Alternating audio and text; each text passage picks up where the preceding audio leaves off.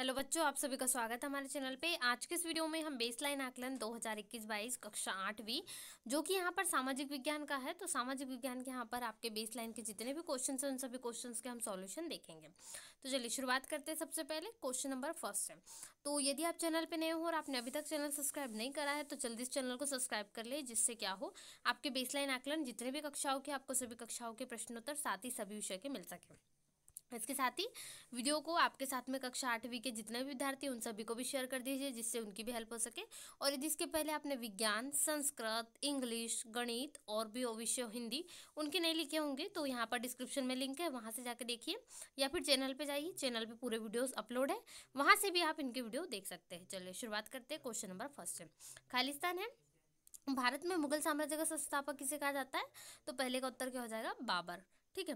दूसरा है, आपके विधानसभा क्षेत्र का रायपुर किसका दक्षिण नाम है? ठीक है, तो आपके क्षेत्र का विधानसभा यहाँ पर जो है रायपुर, इसका दक्षिण नाम है। उसके बाद एक शब्द एक वाक्य में है, यहाँ पे क्वेश्चन देख लेते हैं। तो सबसे पहले है, पर्णपाती वन की मुख्य विशेषता क्या है? क्या है कि यह वन उन क्षेत्रों में पाए जाते हैं जहाँ 70 सेंटीमीटर से 200 सेंटीमीटर तक वर्षा होती है। तो आपका आंसर इतना हो जाएगा, आपको लिख देना है। उसके बाद चौथा प्रश्न है, डेल्टा का निर्माण किसके द्वारा किया जाता है? आपको उत्तर बताना है। तो उत्तर क्या होगा? डेल्टा उस भूभाग को कहते हैं जो नदी द्वारा लाए गए अवसादों के संचयन से निर्मित होता है। ठीक है, ये डेल्टा होता है। तो यहाँ पर आपको पूरा आंसर इस प्रकार से लिख देना है।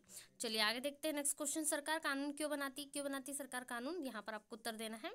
8 400 400 400। जी हाँ, याद कर लीजिए व्हाट्सएप नंबर, क्योंकि अब चाहे आपका मैथ्स का सवाल हो या फिजिक्स, केमिस्ट्री, बायोलॉजी का, आपके हर डाउट, हर क्वेश्चन का मिलेगा तुरंत वीडियो सॉल्यूशन, वो भी सीधा आपके व्हाट्सएप पर। बस आपके फोन में डाउटनेट का 8 400 400 400 व्हाट्सएप नंबर सेव कर लीजिए और चैट ओपन कीजिए। फिर जो भी आपका डाउट है वो सवाल की आपको बस फोटो खींचनी है, उसे क्रॉप करना है और 5 सेकंड में आपको उसका वीडियो सॉल्यूशन मिल जाएगा। क्लास 6 से 12th, IIT, JEE mains, advance, NEET, CBSE board और सभी स्टेट बोर्ड्स के बच्चों के लिए। तो देरी किस बात की, अभी चाहिए 8 400 400 400 पर अपना सवाल व्हाट्सएप कीजिए और अपने सभी डाउट्स को आउट कीजिए। लिंक डिस्क्रिप्शन में है। चलिए आगे देखते हैं। नेक्स्ट क्वेश्चन, सरकार कानून क्यों बनाती सरकार कानून? यहाँ पर आपको उत्तर देना है। तो इसका उत्तर आप इस प्रकार से लिख दोगे, क्योंकि क्या होता है, हमारे देश के लोगों के जीवन यापन के कई तरीके हैं। कोई किसान है, कोई मजदूर है, सबके अलग अलग है बिल्कुल। तो यहाँ पर कोई दुकान चलाता है, कोई पढ़ाता है, तो सभी अपनी आवश्यकता को पूरा करने के लिए सार्वजनिक सुविधाओं को सही ढंग से प्रदान करने के लिए कानून बनाते हैं।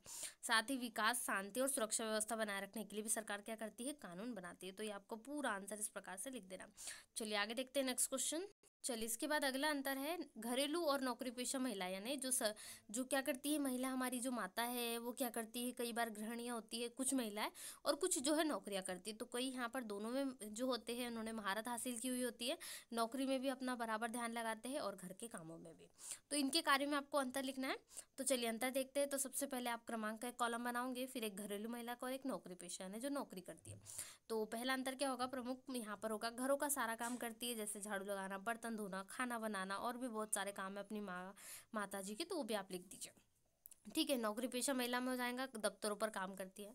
फिर दूसरा अंतर होगा, घरेलू महिलाओं को सामाजिक महत्व नहीं मिलता, यानी कि लोग समझते हैं कि सिर्फ घर का काम करते हैं और कुछ भी नहीं, जबकि सबसे महत्वपूर्ण घर का काम ही होता है। यदि माँ बहनें हमारी घर का काम ना करे तो हमारा जो घर है वो घर नहीं रहेगा, हमारा जो घर है वो पूरा कबाड़ खाना बन जाएगा।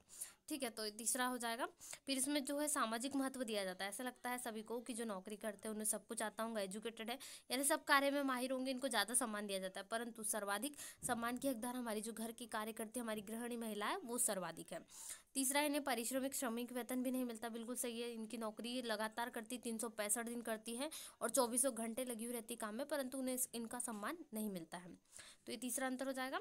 उसके बाद नौकरी पेशा महिलाओं में, इन महिलाओं को वेतन और सम्मान दोनों मिलता है। ठीक है, इनको ऐसा समझा जाता है कि इन लोग बाहर जाकर कार्य करते हैं तो बहुत बड़ी है, परंतु ऐसा नहीं है। चलिए अगले प्रश्न का उत्तर देखेंगे। चलिए प्रश्न क्रमांक 7 है, यदि अचानक बाढ़ आ जाए तो आप अपनी सुरक्षा के लिए क्या करोगे? जैसे बहुत बारिश हुई लगातार 2 दिन और बाढ़ आ गई, तो क्या करोगे? तो बाढ़ के पानी में कभी पैदल ना चलना चाहिए, क्योंकि बाढ़ के पानी में गिरकर बह भी सकते हैं, तो ये सबसे बड़ा नुकसान। दूसरा, पानी में डूबे रास्तों पर गाड़ी भी नहीं चलाना चाहिए, क्योंकि क्या हो सकता है, बाढ़ में कई बार गाड़ी सहित बह जाते हैं, तो यहाँ पर नियंत्रण खो सकते हैं आप अपना, ये दूसरा रास्ता आपको उसके लिए ढूंढना होगा। तीसरा, बढ़ते पानी की स्तर से बचने के लिए क्या करें? किसी ऊंचे इलाके, जैसे ऊंचे छत पर चले जाए, जो घर उन्हें स्कूल है उनकी छत पर चले जाए, पेड़ की छत पर चले जाए, इस प्रकार से कार्य कर सकते हैं। और बाढ़ आने के कारण बिजली के तार टूटे होते हैं, जिससे आपको यहाँ पर खतरा भी हो सकता है। तो यदि बिजली के तार पर आपका पैर जा सकता है तो आपकी मौत भी हो सकती है। इसके लिए क्या करना होगा, आपको थोड़ी ऊपरी जगह पर जाना होगा। बाढ़ आने से बाढ़ के साथ कई सांप और जहरीले जीव भी आपके घर में घुस सकते हैं, तो आपको उनसे भी सावधान रहना होगा। तो इस प्रकार से इस प्रश्न का उत्तर लिख लेंगे। चलिए अगला है, छत्तीसगढ़ के दक्षिणी भाग में सदाबहार वन क्यों पाया जाता है? इसका उत्तर लिखना है आपको। तो यहाँ पर होगा, सदाबहार वन भारत में सबसे अधिक पाए जाने वाले हैं, जहाँ वन में वार्षिक वर्षा 200 सेंटीमीटर उससे अधिक होती है। छत्तीसगढ़ में भी सदाबहार होने का यही कारण है। यहाँ पर वार्षिक वर्षा कितनी होती है, साल की 200 सेंटीमीटर उससे अधिक होती है। और यहाँ का तापमान हमेशा कितना, 22 सेल्सियस से अधिक होता है। तो सदाबहार वाहन में मुख्य रूप से कौन कौन से वन आते हैं, जैसे कि रोजवुड, महोगनी, एनबी जैसे मुख्य प्रजातियां पाई जाती है। और ये कई वस्तु के लिए उपयोग में ली जाने वाली पेड़ों की प्रजाति, मतलब रोजवुड है वो भी बहुत सारे, इसमें सारी प्रजातियां अलग अलग चीज़ें इनकी बनाई जाती है। जैसे कई पौधों के यहाँ पर परफ्यूम बनाए जाते हैं, कई से रंग बनाए जाते हैं, और भी बहुत सारी चीज़ें इनसे तैयार की जाती है। चलिए अगले प्रश्न का उत्तर देखेंगे। चलिए अगला प्रश्न है, मुगल कालीन शासकों के नाम शासन क्रम के अनुसार। सबसे पहले बाबर आया, बाबर 1526 से 1530 तक रहा। फिर हुमायूं आया, जिसने 1530 से शासन करा 1540 तक। फिर बीच में एक साल जो है यहाँ पर वो बाहर चला गया था, क्यों, क्योंकि जो युद्ध में हार गया था। उसके बाद उसने फौज तैयार की बाहर जाकर, और वहाँ से वो फौज वापस लेकर आया और वापस पुनः एक साल के लिए उसने राज करा। उसके बाद उसकी मृत्यु के बाद अकबर ने राज करा यहाँ पर। लगभग अकबर का सबसे अच्छा काल माना जाता है मुगल काल का। यहाँ पर जो है अकबर के ही समय बहुत सारी चीज़ यहाँ पर विकसित हुई।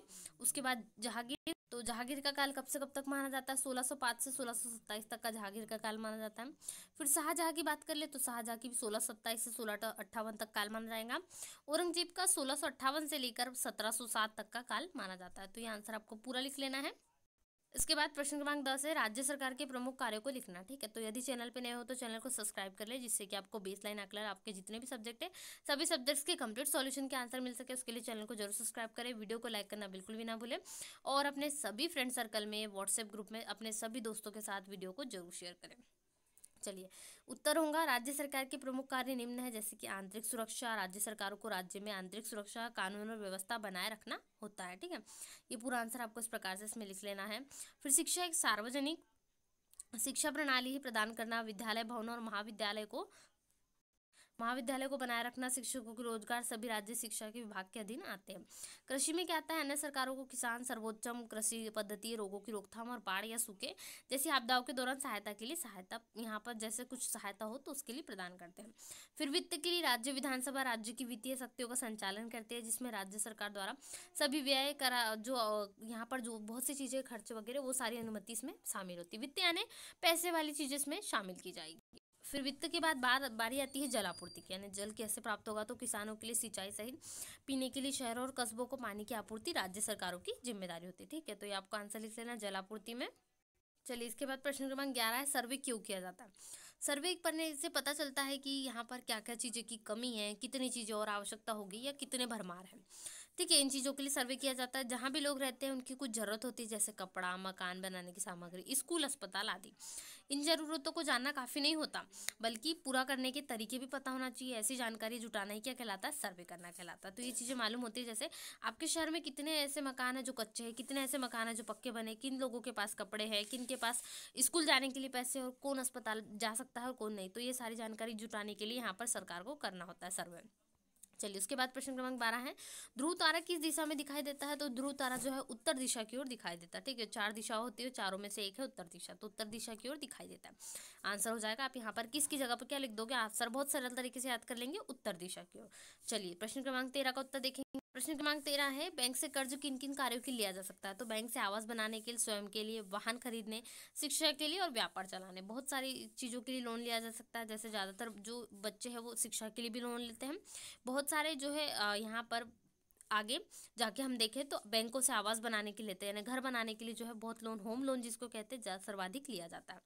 चलिए अगले प्रश्न की ओर देखेंगे। देखिए जो प्रश्न क्रमांक 14 उसमें क्या करना है, आपको अपनी क्लास का चित्र बनाना है। बहुत दिनों से आप स्कूल तो गए नहीं हैं, परंतु आपको अपनी कक्षा तो याद है।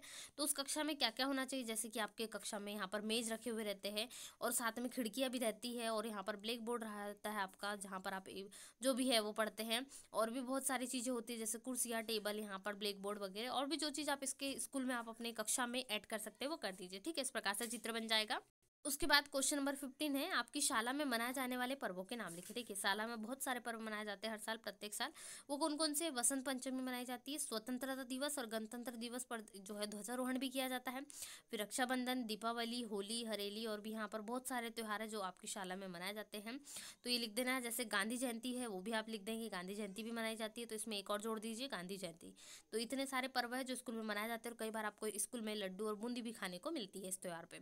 चलिए अगला प्रश्न का उत्तर देखेंगे। तो प्रश्न क्रमांक 16 में आपको क्या करना है? पेड़, नदी और घर के लिए प्रतीक चिन्ह बनाना। मतलब किस प्रकार से आप पहचानते हो कि ये घर ही है, ये पेड़ ही है, ये नदी है, तो उसका चिन्ह आपको बनाना है। ये प्रतीक कहलाते हैं जिन चीज़ों को हम पहचानते हैं। तो ठीक है, एक घर का सुंदर सा चित्र बना दीजिए, बढ़िया सा। ठीक है, यदि आपको बहुत अच्छा आता हो चित्र, तो आप यदि ड्राइंग में अच्छे हो तो उस घर का चित्र अच्छा सा बना दीजिए।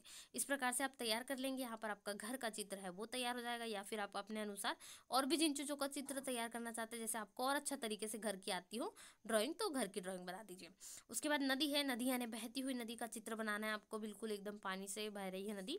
और पेड़ भी बहुत सरल है, पेड़ का चित्र आप बिल्कुल इस प्रकार से बना देंगे तो ये आपका पेड़ तैयार हो जाएगा। ठीक है, तो ये पेड़ हो जाएगा, घर हो जाएगा और नदी। चलिए आगे देखते हैं। तो आपको एक तालिका दी गई है, उस तालिका में क्या करना है? अपने परिवार के सदस्य से आपका क्या रिश्ता है बताना। जैसे यदि आपके पिता के भाई है तो यानी आपके पापा के भाई, तो कौन लगेंगे? आपके चाचा। चाचा जी जो है आपके, किसी किसी के चाचा जो 1 या 2 3 यहाँ पर चाचा जी है, तो उन चाचा जी का आप यहाँ पर लिख देंगे। ठीक है, पिता की बहन यानी पापा की बहन आपकी क्या लगती है? बुआ, जो हमारे घर आती है जाती है, हम उनके बुआ के घर मेहमानी करने जाते हैं तो बुआ हो जाएगी। माता के भाई यानी आपकी मम्मी के भाई आपके क्या लगते हैं? मामा जी। यहाँ पर आप जानते हैं अच्छे से, अपने मामा के गाँव जाते हैं सभी, तो यहाँ पर आपको लिख देना। ये रिश्ते हो जाएंगे, यहाँ पर आपको लिखना है सबके नाम। तो आज के इस वीडियो में हमने कक्षा 8वीं सामाजिक विज्ञान के सभी प्रश्नों के उत्तर देखे, बेसलाइन आकलन के त्रिमाही परीक्षा के। ऐसे वीडियो के लिए चैनल से जुड़े रहिए, चैनल को जरूर सब्सक्राइब कर लीजिए, जिससे आपको बेसलाइन आकलन के सभी प्रश्नों के उत्तर मिल सके।